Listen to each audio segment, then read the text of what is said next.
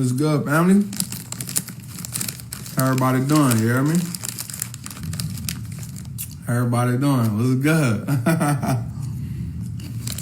What's good? What's good? How we doing? How we know? What's good? How everybody doing? Little late night trap, you hear me? I'm blessed. Thank you, Gwen.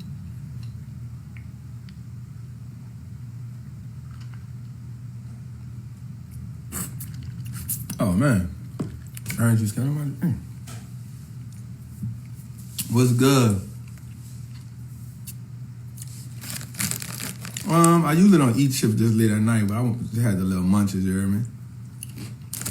What's good? What's good? What's good? I'm good. I'm good.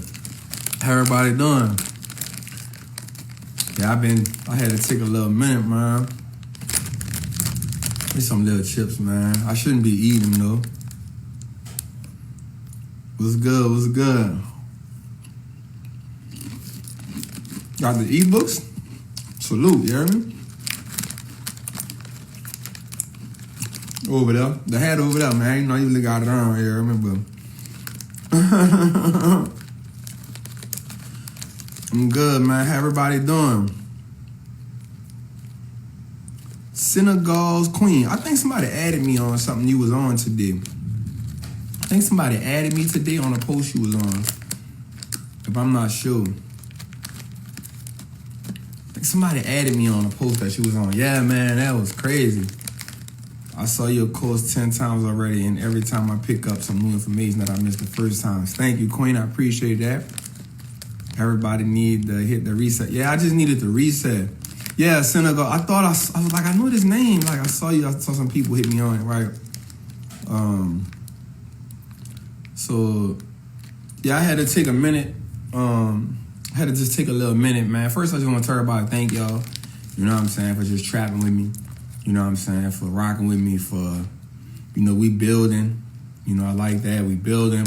I do my best to just educate everybody as much as I can. What comment you talking about, family? I do my best to educate everybody and just keep on pushing. I probably did lose weight because I've been working out a lot. And I have been eating less. I've been eating less. So I hope I am, man. I was getting a little chunky, you hear me? But I just want to talk about a few things. Wa alaikum salam. Rahmatullah. Yeah, I'm about to get ready for Ramadan, too. That's crazy. Ready for that. Try to read the comments and talk to y'all at the same time. All right, so, you know, as we know, everybody know, I was getting a little chunky, man, you know. Yeah, so I just want to talk to y'all about a few things. I was actually sitting there reading a book, the Ray Dalio book, Principles. Yes, definitely prepare for Ramadan. My face looks smaller. Good. That's good. I've been working out, man. My trainer, King Mac, got me on some shit, man. I be drinking like 2 damn smoothies a day, you hear me? So, you know, I'm gonna have to check that one out, House of Morgan. Okay. Thank you. I took your course and now I'm teaching. My mom is righteous. I ain't doing too much, King. Here for the knowledge, trying to see what new knowledge I can gain. Salute, I appreciate that. And we learn from one another. We learn from one another for sure. They got a tornado going on. There's a storm out here. So I just want to talk about a few things right now, man, that I want to get into. Have you tried trading in other markets? Yes, I have.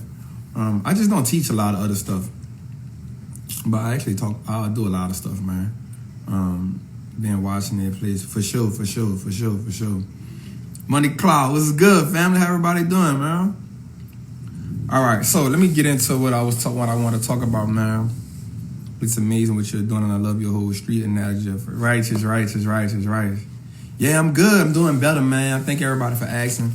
took a few days off, took like 3 days off, man. I had just wanted to just restore myself, revitalize myself.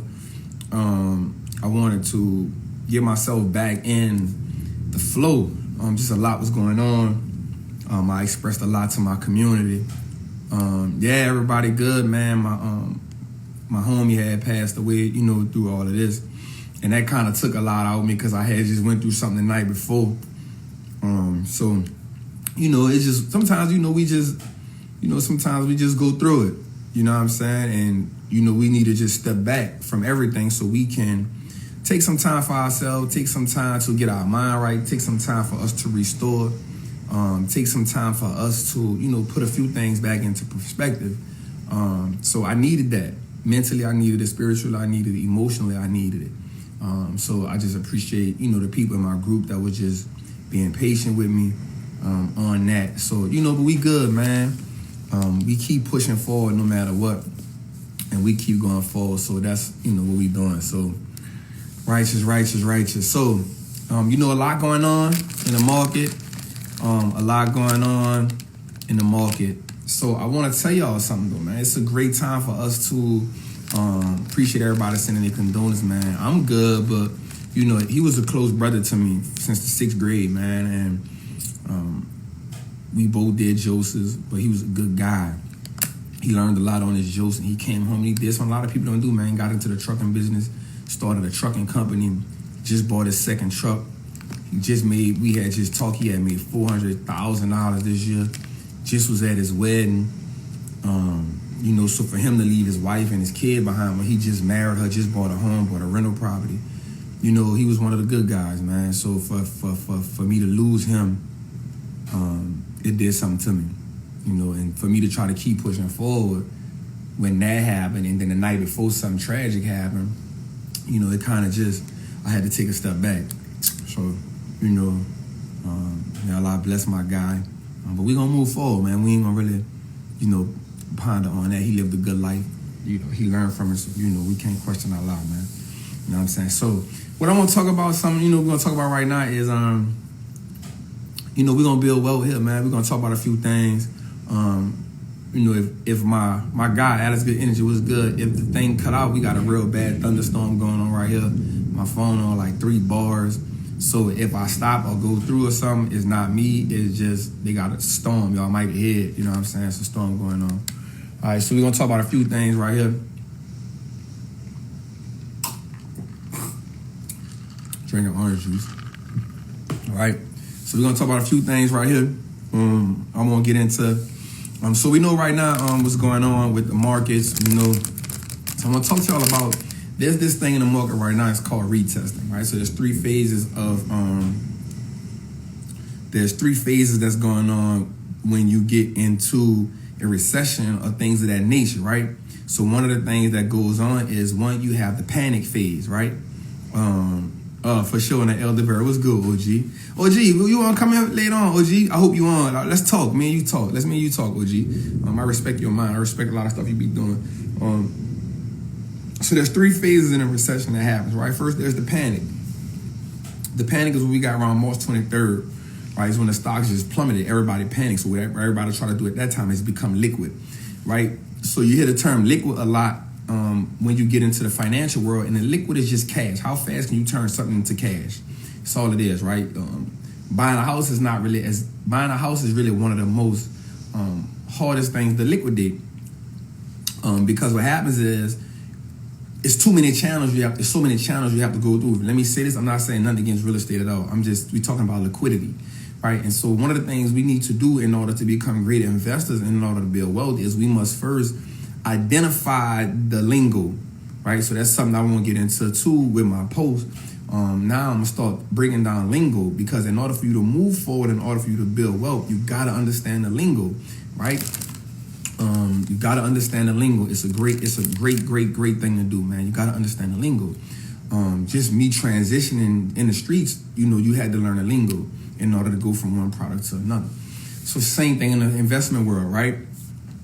We learn the lingo. So liquidity and liquid is how fast the asset can turn into cash, right? There is no other asset class that is as liquid as actual stocks because it's liquid. What's good, family? Because with a stock, it's simply I have a stock, I sell it. As I'm buying, there's a seller. You don't just buy stocks, you buy them from somebody, right? And that's how quick it becomes liquid. I hope I'm making sense to y'all. So liquidity is something that's major important. I explain PE ratios in my Wall Street Trappin course, right? Bullish and bearish. Okay, I'll talk about that.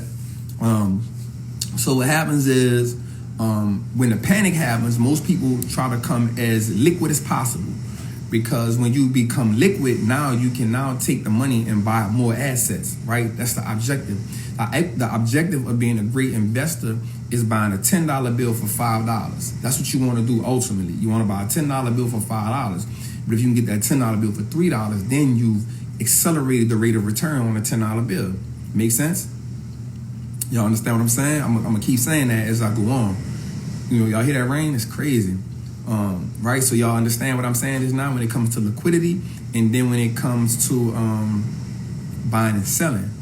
Right? So what has to happen is when the first phase is panic, right? So when people panic, what happens is everybody wants to sell, right? Everybody wants to sell because they want to become liquid, because when they feel in their mind, if they become liquid, they don't lose, right? But what happens is when you panic, what happens is you lock in the loss, right? So when you lock in the loss, now what you're trying to do is now you want to try to time the market, which is something that goes against all of the rules. Right? It goes against all of the rules because the first rule of the game is never try to time the market. Right? It's one of the things we don't want to do is try to time the market. We automatically lose when we do that. Right? So,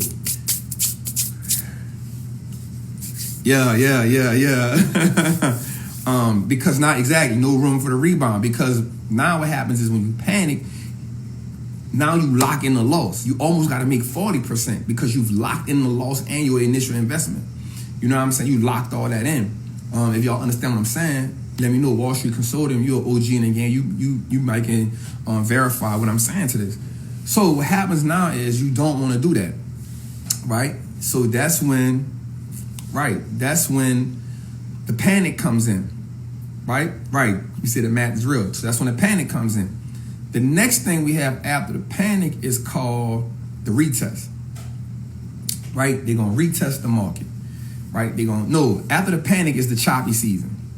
Right? After the panic is the choppy season. So what happens after the panic, what happens is now the market is looking for a sense of certainty. Right? They're trying to find out, where can we find support at? Where can we find support? What they mean by support is where can the market now find a sense of security? Right? Like where can they find out where stock prices is at? So now you're going to see the market have these crazy days where it's up 500 points, down 300 points, up 500 points, down 300 points, up 1,000, down 1,000, right? So as an investor, you can't get caught up in all that, right? Because these are the phases that it has to go through. And after it goes through this phase, right? After it goes through this choppy phase, the next phase now is the retest. So retest phase is when now they found a sense of support, right? And when they find a sense of support, now you build in. You're in the choppy season right now. The reason, and I'm gonna get into that, and that's why I'm gonna come on live. I want to talk about a few things, right? So now you're in the choppy season right now, right? Because it's up and down. You still having the up and down days. They trying to search for the bottom. Now, some investors say, well, we found the bottom already, and some people say they don't think we're going to get back to the March 23rd phase again, which was in the market was around 18,000, right? Well, the thing with that is we can't necessarily say yes or no, because now you get into this area, right? The area we in now is because now in the financial world, recessions, depressions, all of these things happen due to economic triggers, right? Economic triggers make all this happen, right? And what I mean by economic triggers is we just using the economic word because we know what economic is, right? So just as all human beings, we have triggers. Like once you understand what triggers you, now you know how to, You know how to maneuver, navigate. Okay, I know if I say this triggers this person. If I do this triggers this person. So depressions, recessions, and corrections all happens due to economic triggers. Now, COVID-19 wasn't an economic trigger, right? COVID-19 wasn't an economic trigger, but it had repercussions behind it. What happened with COVID-19 was people now, due to the illness, start not being able to work and things of that nature. So here's the economic trigger. Now we're into what's called earnings season. And as we enter earnings seasons, now people are out of job, people can't spend money, right? And even though the Fed, the Federal Reserve, is pumping a lot of money into the economy, right? Even though the federal COVID-19 was an economic break, I don't think so. And the reason why it wasn't a break, it depends on how you're using the word break, and I can't get that from that. The reason why COVID-19 was bad, was what I wanted to say. COVID-19 is what I wanted to say behind this. Damn, before I lost track. All right, so COVID-19, it can initiate something else. Because what happens is now, because people can't work, right? What's good, family? Okay, cool, I got you. So now what happens is COVID-19 happens, the Federal Reserve is throwing everything into the market, right? They're dumping so much money into the economy. Now what happens is, right? What happens now is that gives investors a sense of confidence, right? But it's not really good for us that they're pumping so much money into the market, right? Because now what happens is this causes an economic trigger, right? The market is rigged to stay up in a way, not fully, but in a way. It's false confidence, right? Bingo.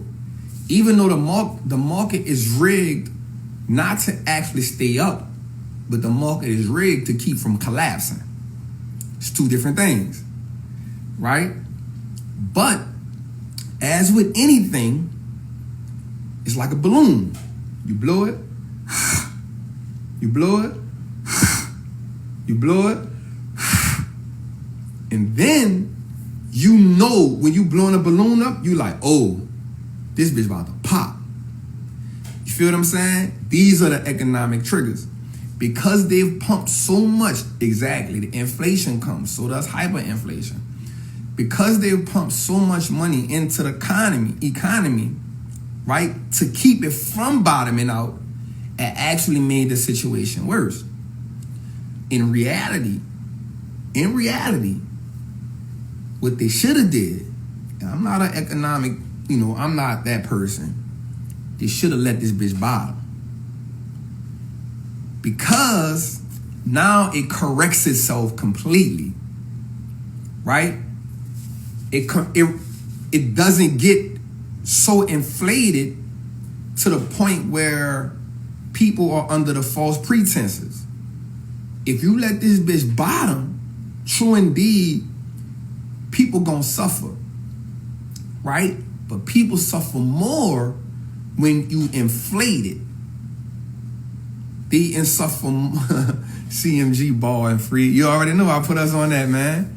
Right? You should have let this bitch bottom. But, I'm not a financial, guru or nothing. So, they'll probably say I'm on my rabbit ass mind, which is cool. Right? But what happens is now quantitative easing 100%, family. 100%. And this is why I'm saying they should have let it bottom. You let it bottom so it can reset. And all the fake companies, 100, and that's why I was about to say that. So the reason why you let this bitch bottom is because now a lot of the companies have been doing a lot of horrible things. So this is something that's been happening, right?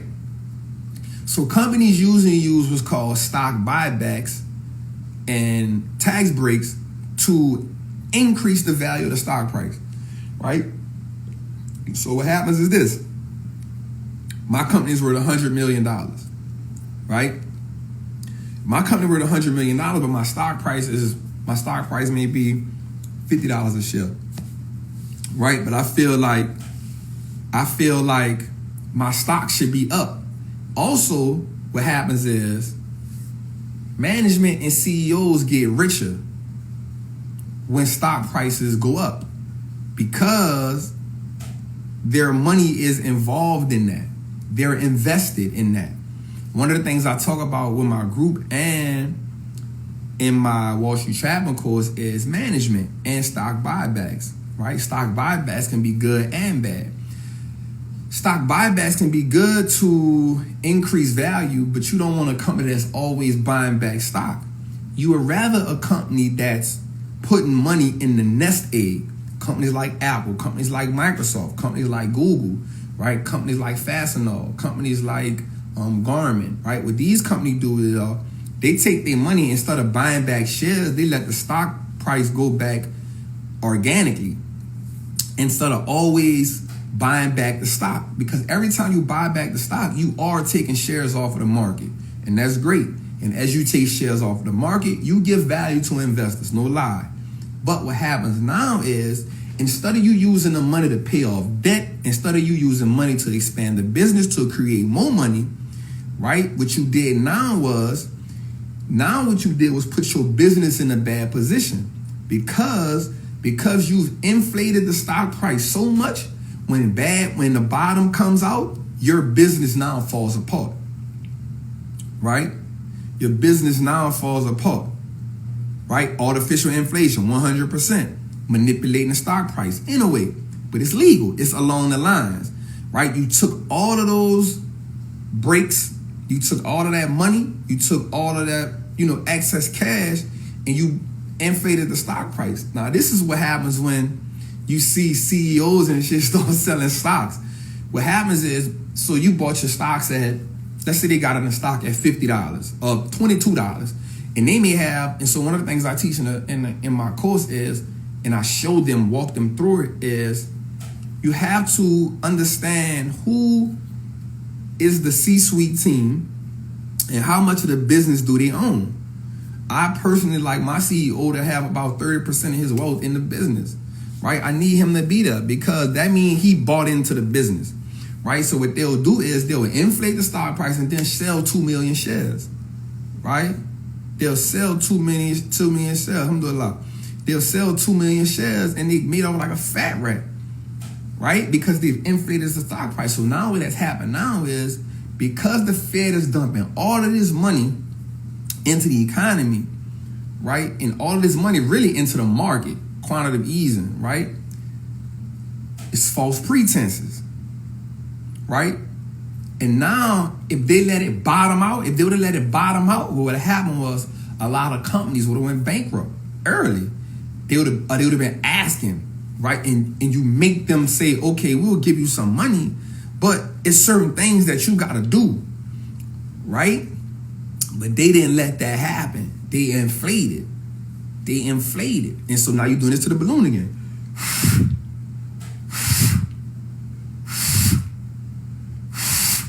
And then when the balloon busts, right? So this is bad. This is bad. You know what I'm saying? So I said that to say that the further down the line, what happens is we're in this situation now. We're in earnings season. So a recession is when you have 2 quarters, right, of negative growth in the economy, right? 2 quarters of negative growth.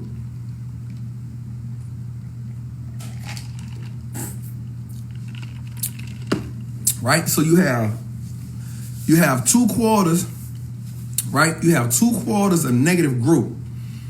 So negative growth is, you look at the GDP, right? And then that's how much revenue and thing is coming into the economy, right? And so you get negative growth on that back to back. That makes it, okay, boom, we're in a recession. So the reason why we know we're going to go into a recession is because there's no way possible that companies, I love gold. I actually own 2 ounces of gold. There's no way possible now that companies can have positive growth after this, right? Because people aren't working, people are spending money, right? People aren't working, people aren't spending money, right? It's macroeconomic. Ooh, you on it, 100%. The macros, I love the macros, right? So in one quarter, we've wiped out. One quarter of losses, what we've done has taken us back to November 2018. You feel what I'm saying? But this how it gets worse. It gets worse because now what happens is, as the economy tries to push forward and it can't, and as long as there's no actual vaccine for this, right? Now, Gilead Science said they're making progress, right? They said they're making progress on a vaccine. But until there's a vaccine, you gotta realize things like Vegas is shut completely down, sports shut completely down, like small businesses around the world are shut completely down, right? There's only a few businesses really open when you think about all the businesses that's going on, right? So what happens is, because there's no positive growth, because there's no people working, right? Because there's no people working, we can't have positive growth. The only way we can, blessings queen, how you doing? The only way we can have growth is if people get back to working, right? And that doesn't happen overnight. So you talking about not having positive growth to the third or fourth quarter, which signals a recession.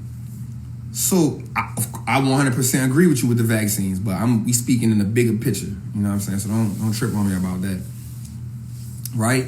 So what happens now is the choppy season. We talked about the recession, right? The choppy season now is waiting for that to happen. Once that happens, we get into retest mode, right? Again, I'm not pushing vaccines at all. I'm just saying we speaking from an investment mindset on what happens with the economy, right? I'm not a vaccine person at all. But that's my personal preference, and I'm not going to push my personal preference on anybody. That's not my job. You got to follow somebody else who talk about that. So that's what happens. So what we need to do is, where there is, what I want to say, where there is chaos, there's opportunity. Right? Where there's chaos, there's opportunity. And we have to learn that. Right? We have to learn that. We have to learn that where there's chaos, there's opportunity for us. Right? So for me, I'm now not in a situation where I am saying buy all of these stocks. What I am telling people is, now is a great time for you to understand how to buy stocks. The market still is relatively cheap, right? This orange juice, y'all.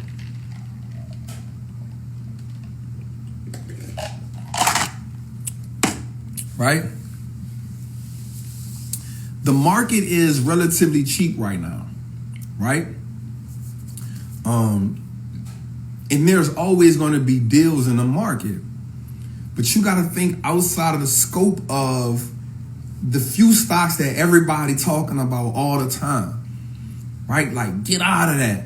Everybody want to jump on the airline stocks. Everybody want to try to jump on the cruise ship stocks, right? Like, you trying to jump into that. And the reason why people trying to jump into that is because people think that's the quick come up, right?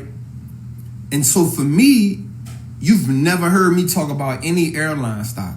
I talked about one airline manufacturer, right? I talked about a manufacturer, not an airline stock, right? It's two different things. We have to learn how to dig deeper and stop going off what everybody's saying. You know what I'm saying? Ella just told y'all airline. You know what I'm saying? And so we have to ask ourselves now, and so I want to dig a little deeper into the concept of wealth building is a evolutionary process, right? I'm gonna say that again. Wealth building is a evolutionary process. Let me see what you say. Exactly. Stop going with everyone else is saying. That's 100%. Right? Hey, little cuz. So wealth building, yes, I spoke about Boeing. Listen to what I said. I never talked about an airline stock. I talked about an airline manufacturer. Boeing isn't an airline stock. It's a manufacturer. It's two different things. It's two different, completely different things. So wealth building is a evolutionary process, right? It's revolutionary in essence, because what happens is in order to build wealth, what we have to do is we have to go against what we've been taught, right? We have to go against what we've been taught. And so we have to get into the mindset of three things that I think, right? The one thing is we have to actively understand that we don't have a relationship with money, right? And you can't build wealth if you don't have a relationship with money, right? You have to understand the relationship that happens with money, right? You got to understand this, right? Is this mind, and people think that they can just get this money and start investing without actually getting into the knowledge part of it, the mindset part of it, right? Because the wealth game is a completely different game than the game that you've been playing your whole life. You've never played the wealth building game. You've never played it before. I'm gonna be real with you. The only game that majority of the people in the world, including myself, played was go to work, go get a job. Nothing's wrong with that, but you got to learn another game, right? Me, the game I played was hustling, right? That was the game I played. And then started working and was like, this ain't for me because I was so used to being a hustler. Even that transition was hard for me. You feel what I'm saying? So we got to learn to play the next game. We got to transition ourselves, right? We got to transition to the next game, right? And so in order to transition to something, you got to have this brute honesty with yourself saying, yo, I don't know nothing about money. Outside of what I was taught, and what I was taught didn't prepare me for the next level. Tell y'all something, man. I was my bro, man, my big brother Pocky, man, from Hood Estate. For a while, he had been telling me I need to watch the show Billions. He was like, bruh, like you so into the stock market, bro. Like every time we doing something, you be like, you can do this. You like, bro, you gotta get on Billions. You gotta get on Billions. You gotta get on Billions. I'm like, all right, man, I'm gonna get on it, man. And I was on the phone with Jay Morrison the other like a week ago, and we was talking about something. He was like, Trap, man, you gotta get on Billions. You too smart not to be on it. I'm like, man, I don't even watch TV, fam. If it ain't the stock market, I ain't really on that. You know what I'm saying? So I'm like, all right, cool. And as I started watching the show Billions, I was like, I ran through the whole 4 seasons in 5 days. But the thing about it wasn't the stock market component of the show, the show Billions. 'Cause I don't watch TV. So it wasn't the stock market aspect of the show that got me. It was the game that was being played. And it broadened my mind. I was like, yo, right? That show showed me, yo, this is it right here, right? So what I'm saying, I said all that to say that we have to transition ourselves to say, okay, I need to learn this game. In order for me to get into this game, I have to make a transition, right? So one, we have to say that, be honest with ourselves and say that. And two, we got to take away this thing within us that says, I need, right, instant gratification, right? I need to take away this thing in me that needs instant gratification.